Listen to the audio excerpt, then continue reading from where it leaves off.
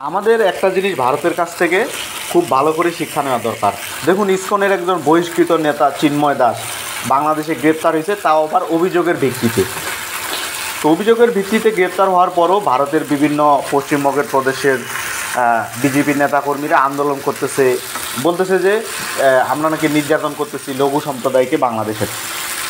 এটা তো আপনারা জানেন কতটা সত্য কতটা মিথ্যা, আমাদের বাংলাদেশের মানুষরাই জানে। বাট তাদের যে একটা সম্প্রীতির বিষয়গুলো সেটা আপনারা ভালোভাবে লক্ষ্য করুন। এখান থেকে আমাদের শিক্ষা নেওয়া দরকার। ভারতে কাশ্মীরে কত মুসলমান নির্যাতনের শিকার হয়, বাট আমরা বাংলাদেশের মানুষেরা কিন্তু তাদের জন্য তেমন কিছু করতে পারিনি। ফিলিস্তিনে কত মুসলমান ভাই আমাদের বঞ্চনার শিকার হচ্ছে। বিশ্বের মোড়ল মুসলিম রাষ্ট্র সৌদি আরব এখন একটু সরব হয়েছে, বাট আগে থেকেই তারা একটা একটা চুপ চুপ মরে খাপ মেরে বসে থাকা অবস্থানে, মানে কী হচ্ছে হোক কিছু বলবো না। তো আমাদের মুসলমান ভাইরা পৃথিবী বিশ্বজুড়ে নির্যাতনের শিকার হয়েছে, বাট আমরা তাদের পাশে দাঁড়াতে পারিনি। বাট ভারতের একজন মাত্র মানুষ বাংলাদেশে অভিযোগের ভিত্তিতে গ্রেপ্তার হয়েছে, এর মধ্যে তারা বিশ্বে তোলপাড় শুরু করে দিছে।